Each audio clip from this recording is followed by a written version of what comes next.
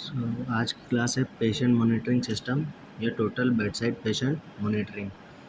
तो देखते हैं दोनों होता क्या है। Introduction of patient monitoring system.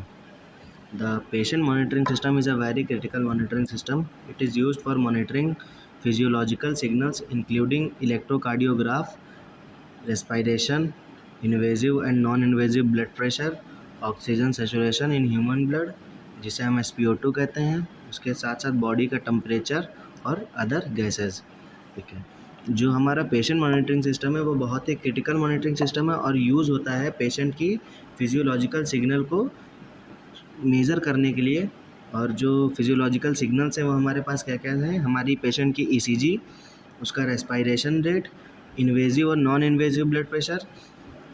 Invasive और नॉन इन्वेजिव ब्लड प्रेशर बेटा वो ब्लड प्रेशर होते हैं, देखिए पहले तो नॉन इन्वेजिव ब्लड प्रेशर जान लेते हैं जिसे हम शॉर्ट फॉर्म में कहते हैं एनआईबीपी। तो वो ब्लड प्रेशर जो हम पेशेंट की बॉडी के अंदर इन्वेड ना करके ऊपर से मेज़र करते हैं, जैसे कि जो बीपी कफ होता है वो हम अपने हाथ के ऊपर बांधते हैं ना, बॉडी के अंदर कोई चीज़ नहीं जाती। तो उस तरह जो मेज़रमेंट होती है वो सब नॉन इन्वेजिव प्रोसीजर होते हैं और वो प्रोसीजर ब्लड प्रेशर ले रहा है तो इसलिए उसे क्या कहेंगे, नॉन इन्वेजिव ब्लड प्रेशर। उसके साथ साथ एक हमारे पास है इन्वेजिव ब्लड प्रेशर। ये क्या होता है बेटा, जो चीज़ें इन्वेड करती हैं मतलब हमारी बॉडी के अंदर जाती हैं, वो सारे प्रोसीजर कौन से होते हैं, इन्वेजिव ब्लड प्रेशर। ये ब्लड प्रेशर कैसे मेज़र करेंगे, हम लोग आर्टरी में एक कैनुला लगा देते हैं और उस कैनुला को ट्रांसड्यूसर से कनेक्ट करके और उसको लीड के थ्रू अपने मॉनिटर पे कनेक्ट करेंगे और तब हम ब्लड प्रेशर नापेंगे। वो हर एक पल्स का ब्लड प्रेशर देता है, तो वो होता है हमारा इन्वेजिव ब्लड प्रेशर। ये दो टाइप के ब्लड प्रेशर होते हैं। इसके साथ साथ हमारा oxygen saturation in human blood, SpO2, body temperature and other gases. Other gases का मेजरमेंट कैसे होता है बेटा, एक टेस्ट होता है ABG जिसे हम कहते हैं आर्टीरियल ब्लड गैसेस, और एक टेस्ट होता है हमारा VBG जिसे कहते हैं वेनस ब्लड गैसेस। ये सारे मेजरमेंट करने होते हैं हमको patient bed side total monitoring में। इसके साथ साथ क्या आता है, इन PMS मतलब patient monitoring system, the multiple sensors and electrodes is use to receiving physiological signals like as ECG electrodes, SpO2 finger sensor, blood pressure cuff, temperature probe to measure the physiological signals। ठीक है, ये जो हमको measure करना है, हम चाहे वो SpO2 हो, चाहे वो BP हो हमारा, चाहे वो टेम्परेचर हो, तो उसके लिए अलग अलग सेंसर्स यूज़ होते हैं। जैसे कि ECG के लिए हमें इलेक्ट्रोड्स चाहिए, SpO2 के लिए हमें SpO2 सेंसर चाहिए, ब्लड प्रेशर के लिए हमें BP कफ चाहिए, टेम्परेचर मेज़र करने के लिए हमारे पास टेम्परेचर प्रोब होना चाहिए। ये सारे चीज़ें इक्विपमेंट्स रिक्वायरमेंट होती है हमको फिजियोलॉजिकल सिग्नल्स मेज़र करने के लिए। During treatment, it is highly important to continuously monitoring the vital physiological signs of patient. During treatment का मतलब दो ट्रीटमेंट, एक सर्जिकल ट्रीटमेंट होता है और एक मेडिसिनल ट्रीटमेंट होता है। चाहे हम वार्ड्स में हो चाहे हम OT में हो, वार्ड्स में हमारा मेडिसिनल ट्रीटमेंट चलेगा और हमारा OT के अंदर सर्जिकल ट्रीटमेंट चलेगा। तो ये एक ऐसा टाइम है जहाँ पर हमको कंटिन्यूस मॉनिटरिंग करना बहुत ज़रूरी है। कंटिन्यूस मॉनिटरिंग करके ही हम पेशेंट के वाइटल्स फिजियोलॉजिकल साइंस को स्टेबल रख सकते हैं। Therefore, patient monitoring system has always been occupying a very important position in the field of medical devices। ठीक है, ये जो हमारा PMS है मतलब पेशेंट मॉनिटरिंग सिस्टम है, ये बहुत ज़्यादा इंपॉर्टेंट पोजीशन प्ले करता है मेडिकल डिवाइसेस की फील्ड में। The continuous improvement of technologies not only help us transmit the vital physiological signs to the medical personnel but also simplifies the measurement and as a result raising the monitoring efficiency of patients। ठीक, ये जो चीज़ लिखी है बेटा, ये जो हमारा PMS है ये क्या करता है, ये हमारा फिजियोलॉजिकल साइंस हमको बताएगा और उसके साथ साथ चीज़ों को सिंप्लीफाई करता है, मतलब मेजरमेंट को सिंप्लीफाई करेगा। अब पहले क्या होता था, हमको SpO2 चेक करने के लिए हमको आर्टीरियल ब्लड चाहिए हो, फिर उसमें हम ऑक्सीजन की कंसंट्रेशन चेक करें। बट अब क्या है, हमारे पास सिंपल एक प्रोब है जो हमने फिंगर पे लगाया और वो हमको ऑक्सीजन का सैचुरेशन बताने लगता है। उसी की तरह पहले ABG मशीन्स अब आने लगी हैं, आर्टीरियल ब्लड गैसेस। पहले हमको जिसमें सारी ब्लड की गैसेस एक ही साथ एक ही टेस्ट में हमको पता चल जाती, बट पहले ऐसा कोई सिस्टम नहीं था। पहले हर एक ब्लड के लिए अलग अलग टेस्ट किया जाता था तो ये सब क्या है, पहले से चीज़ें सिंप्लीफाई हो गई हैं। जो हमारा पीएमएस है वो मॉडर्न टेक्नोलॉजी का सबसे मोस्ट इम्पॉर्टेंट मेडिकल फील्ड में एफिशिएंट वर्किंग सिस्टम है। फिर क्या है, classes of patient monitoring system. In the past the dominant product manufactured by medical devices manufacturers are mainly those for single parameter use. ठीक है, पहले क्या था, जो मैन्युफैक्चरिंग प्रोडक्ट थे वो एक प्रोडक्ट एक ही मेजरमेंट के लिए अलाउ करता था, but now days however a multi para monitor patient is commonly used. अब आज के टाइम पर क्या है, मल्टी पैरामीटर मॉनिटरिंग सिस्टम हो गया है, मतलब एक ही मॉनिटर में अलग अलग पैरामीटर्स हमको शो होते हैं। जैसे कि सिंगल पैरामीटर मॉनिटरिंग सिस्टम और दूसरा कौन सा है, मल्टी पैरामीटर मॉनिटरिंग सिस्टम। ये दो तरह के मॉनिटरिंग सिस्टम है, बट एडवांस कौन सा, मल्टी पैरामीटर। सिंगल पैरामीटर में क्या है, the single parameter monitoring system is available for measuring blood pressure of human. या तो एक टाइम पर बीपी मेज़र करेगा, या ईसीजी मेज़र करेगा, या सैचुरेशन मेज़र करेगा। और उसी की जगह मल्टी पैरामीटर मॉनिटरिंग सिस्टम में क्या है, वो मल्टीपल क्रिटिकल फिजियोलॉजिकल साइंस को एक ही बार में हमको ट्रांसमिट करके दे देता है। वो एक ही टाइम पे हमें ईसीजी भी बताएगा, रेस्पिरेशन भी बताएगा, ब्लड प्रेशर भी बताएगा, सैचुरेशन और हमारा पल्स रेट, हमारे सैचुरेशन कर्व, सारा सब कुछ एक ही टाइम पर हमको एक ही मॉनिटर पे शो करेगा। ठीक, तो ये जो हमारा पेशेंट मॉनिटरिंग सिस्टम है वो कहाँ कहाँ यूज़ होता है। ये 3 इम्पॉर्टेंट इंटेंसिव केयर यूनिट्स होती हैं। सबसे पहले तो coronary intensive care unit use for the treatment of disease of the heart such as heart attacks. ठीक, सबसे पहला कौन सा हमारा है, कोरोनरी इंटेंसिव केयर यूनिट। ये जो भी पेशेंट्स हमारे हार्ट अटैक से रिलेटेड होते हैं या हार्ट की डिसीज़ से रिलेटेड होते हैं, उनको हम लोग कहाँ रखते हैं, कोरोनरी इंटेंसिव केयर यूनिट्स में। फिर दूसरा क्या है, stroke intensive care unit use for the treatment of disease of the circulatory system such as stroke. ठीक है, अगर हार्ट के अलावा सर्कुलेटरी सिस्टम में अगर कहीं पर भी कोई प्रॉब्लम आती है और उसकी वजह से पेशेंट को क्रिटिकली इल हो जाता है, तो वो हम कहाँ रखते हैं उसको, स्ट्रोक इंटेंसिव केयर यूनिट्स में। फिर तीसरा क्या है हमारा, पल्मोनरी इंटेंसिव केयर यूनिट्स। तो pulmonary intensive care units are use for the treatment of respiratory disease. जितने भी लंग और रेस्पिरेशन से डिसीज़ के पेशेंट्स होते हैं वो सब हम किस में रखते हैं, पल्मोनरी इंटेंसिव केयर यूनिट्स में। फिर physiological functions to be monitored during intensive care unit. ठीक है, कौन से फिजियोलॉजिकल फंक्शन हमको मॉनिटर करने हैं इंटेंसिव केयर यूनिट के दौरान। सबसे पहले ईसीजी की मॉनिटरिंग करनी है, दूसरा ब्लड प्रेशर की मॉनिटरिंग करनी है, तीसरा रेस्पिरेशन की और चौथा बॉडी टेम्परेचर की। ईसीजी मॉनिटरिंग क्या होती है देखते हैं, ये आगे देखते हैं इसके बारे में। The principal physiological signal monitored in an ICU is often the electrocardiogram. The electrocardiogram is usually monitored in the lead second configuration with 2 active electrodes। ठीक है, जो प्रिंसिपल फिजियोलॉजिकल साइन है वो क्या है हमारा ICU के दौरान, ECG। ठीक है, और जो ECG है वो यूजुअली कौन सी हमको मॉनिटर करनी होती है, सेकेंड लीड की, क्योंकि वहाँ पर जो उसका कन्फिग्रेशन है वहाँ पर 2 इलेक्ट्रोड्स एक साथ एक्टिवली वर्क करते हैं। These 2 electrodes are placed approximately 12 inches apart along the maximum potential axis of subject's heart।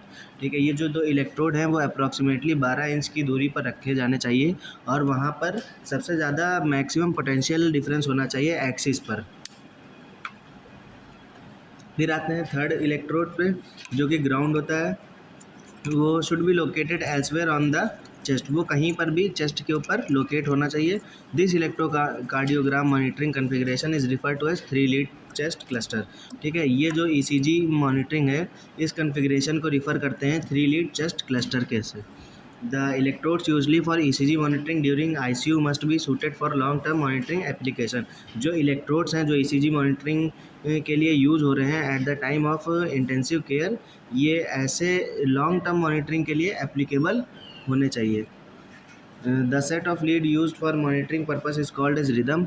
जो लीड के सेट हैं जो मॉनिटरिंग पर्पस के लिए यूज़ हो रहे हैं उसको हम रिदम कहते हैं। Strip and its purpose is just to note the heart beat and not for analysing it. जो स्ट्रिप्स हैं उसका पर्पस सिर्फ इतना है कि हार्ट बीट को नोट करना, ना कि उसको एनालाइज करना।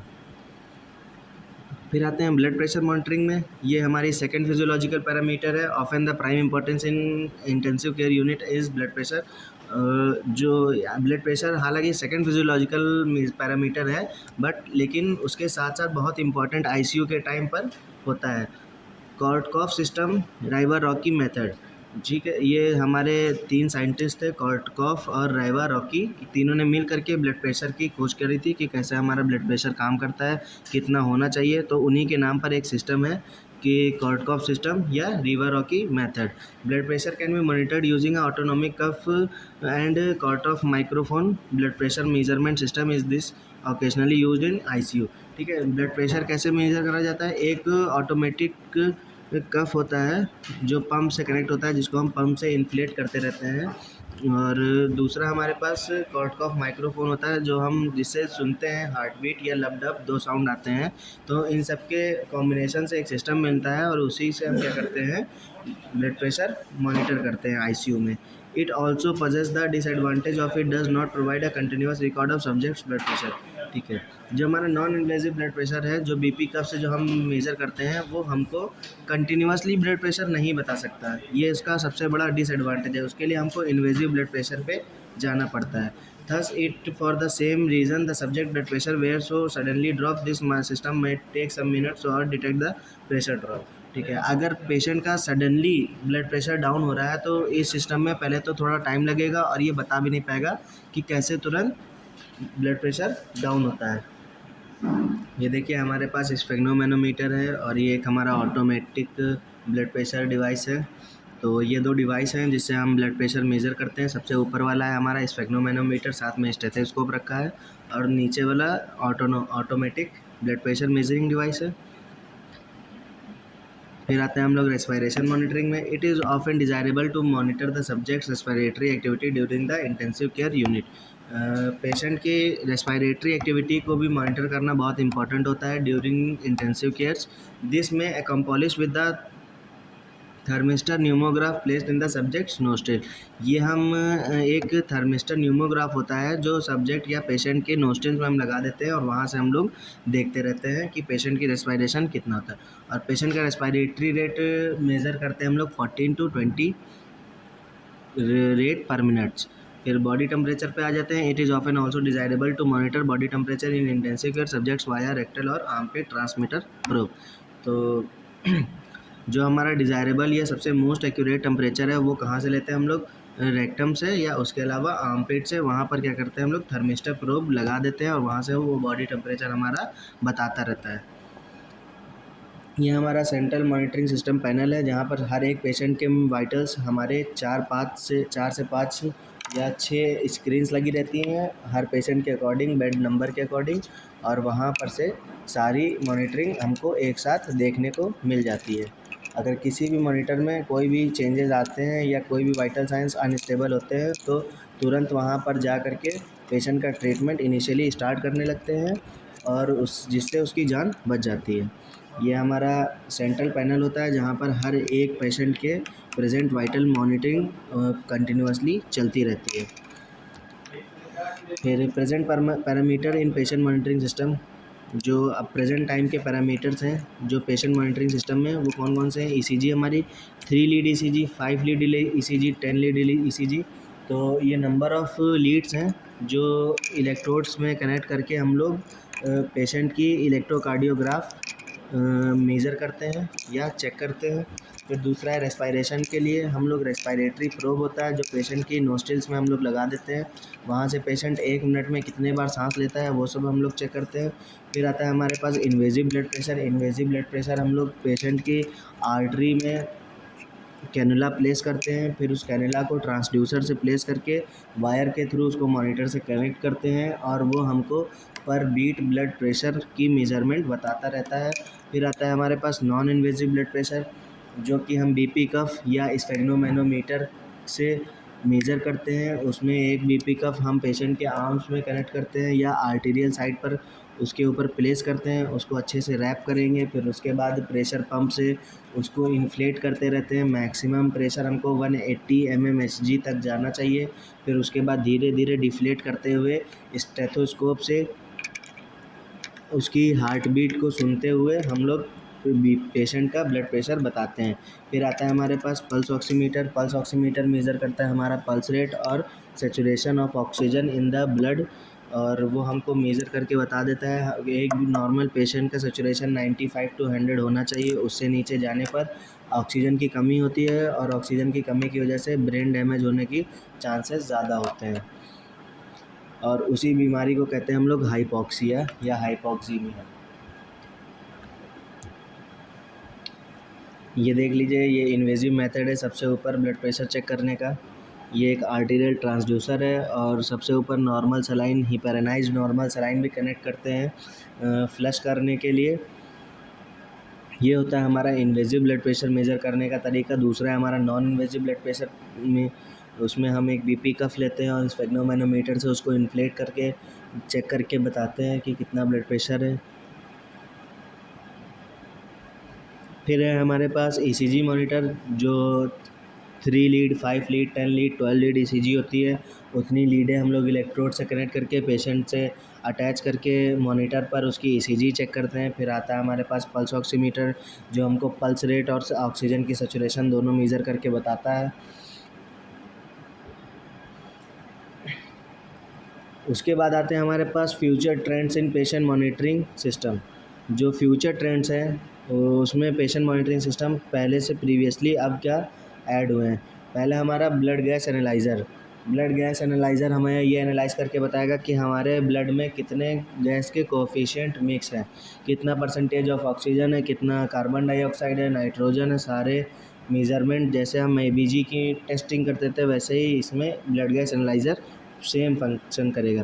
फिर है हमारा ड्रग डोज कैलकुलेटर। पेशेंट के वाइटल्स के अकॉर्डिंग, पेशेंट के हाइट वेट के अकॉर्डिंग और पेशेंट के मेटाबॉलिक रेट के अकॉर्डिंग ये हमको कैलकुलेट करके बताएगा कि कितना अमाउंट ऑफ ड्रग हमको पेशेंट को प्रोवाइड करना है।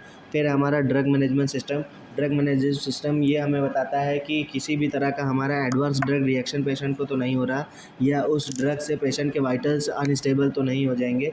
ये सारा सिस्टम हमको कौन बताएगा? हमारा ड्रग मैनेजमेंट सिस्टम। फिर है हमारा RFID इन PMS, मतलब पेशेंट मॉनिटरिंग सिस्टम में एक हमारा RFID होगा जो हमको इन्फ्लेमेशन डिसीज़ से बचाएगा। फिर है हमारा real time patient location system, जो हमें ये बताएगा कि हमारा रियल टाइम पे पेशेंट कहाँ पर लोकेट कर रहा है और हमको सडनली वहाँ पर जा करके पेशेंट का इनिशियल ट्रीटमेंट स्टार्ट करके पेशेंट की एटलीस्ट जान तो बचा सकते हैं। फिर है हमारा वेरिएबल PMS, मतलब पेशेंट मॉनिटरिंग सिस्टम वेरिएबल हो जाएगा। जैसे कि हमारा ECG, जो हमारे कुछ ECG डिटेक्टर्स ऐसे होते हैं जिनको हम वेयर कर लेते हैं और वो हार्ट के पास हमारे अटैच रहते हैं और वो हार्ट रिदम हमारा एनालाइज करते रहते हैं। फिर आता है हमारे पास टेलीमेट्री या टेलीमेडिसिन। टेलीमेट्री ऐसे डिवाइस होते हैं जो हमको एक जगह से दूसरी जगह पोर्टेबल होते हुए भी हमारी सारी रीडिंग्स बताते रहते हैं। और टेलीमेडिसिन ऐसी होती हैं जो हम रास्ते में चल करके उन मेडिसिन का अपटेक कर सकते हैं और जिससे हमारे पेशेंट की जान बच सकती है। सो बेसिकली यही है हमारे total patient bed side monitoring system या पेशेंट मॉनिटरिंग सिस्टम, जिसमें हमको पेशेंट को बेड के ऊपर ही लेटे लेटे सारे वाइटल्स, फिजियोलॉजिकल साइंस, सब कुछ एनालाइज करके हमको उसकी इन्फॉर्मेशन देते हैं। और अगर उसमें किसी भी तरह का सडन चेंज आता है तो वो तुरंत हमको बता देते हैं और फिर हम इनिशियल ट्रीटमेंट स्टार्ट करके पेशेंट को कोलैप्स होने से बचा सकते हैं। जिसमें हमारा सबसे पहला मेन इम्पॉर्टेंट है ECG, मतलब इलेक्ट्रोकार्डियोग्राम। दूसरा है हमारे पास ब्लड प्रेशर। फिर है हमारे पास रेस्पिरेटरी ब्लड प्रेशर, दो तरह के, इन्वेजिव ब्लड प्रेशर और non invasive blood pressure. Non invasive blood pressure वो होते हैं जो हम बॉडी के ऊपर से मेजरमेंट करते हैं और बॉडी के अंदर किसी भी तरह का इन्वेजन नहीं होता, मतलब ब्लड का कांटेक्ट नहीं होता। फिर दूसरा है हमारा नॉन इन्वेजिव ब्लड प्रेशर, जो हम बॉडी में इन्वेड करके ब्लड प्रेशर को मेज़र करते हैं। मतलब हम अपनी आर्टरी में कैनुला प्लेस करते हैं, उस कैनुला को ट्रांसड्यूसर से प्लेस करते हैं। ट्रांसड्यूसर के दो एंड होते हैं, एक एंड कनेक्ट होता है हमारा हिपेरेनाइज्ड नॉर्मल सलाइन से और दूसरा एंड हमारा कनेक्ट होता है वायर से, जो वायर अटैच होगा मॉनिटर से। ये होता है हमारा इन्वेजिव ब्लड प्रेशर। फिर उसके बाद आ जाता है हमारा रेस्पिरेटरी रेट। रेस्पिरेटरी रेट हमको ये बताता है कि हमारा पेशेंट 1 मिनट में कितने बार इंस्पायर और एक्सपायर कर रहा है। फिर दूसरा आता है हमारा सैचुरेशन। सैचुरेशन में हमारे पल्स ऑक्सीमीटर हमें हमारा पल्स रेट बताता है और ऑक्सीजन की सैचुरेशन प्रेजेंट इन ब्लड, ये दोनों मेजरमेंट हमको बताते हैं हमारे पल्स ऑक्सीमीटर। फिर इसके साथ साथ हमारा होता है ABG, मतलब आर्टीरियल ब्लड गैसेस, कि हमारे आर्टीरियल ब्लड में कितना अमाउंट ऑफ गैसेस मिक्स करती हैं। ये सब बताने के लिए हमारे पास ABG मशीन होती है। और ये सारे ही किसके अंदर आते हैं? हमारे पेशेंट मॉनिटरिंग सिस्टम या total patient bed side monitoring system, तो कि एक बेड के ऊपर हम सारे पेशेंट्स के वाइटल और फिजियोलॉजिकल साइंस को देख सकते हैं। और जैसे ही सडन फॉल होता है किसी भी फिजियोलॉजिकल साइन में, तो उसका इनिशियल ट्रीटमेंट स्टार्ट करके पेशेंट की जान बचा सकते हैं। इसीलिए हमको total patient bed side monitoring system की नीड होती है। तो आज की क्लास बेसिकली इतनी ही। किसी भी क्वेरी के लिए आप आगे प्रोसीड कर सकते हैं।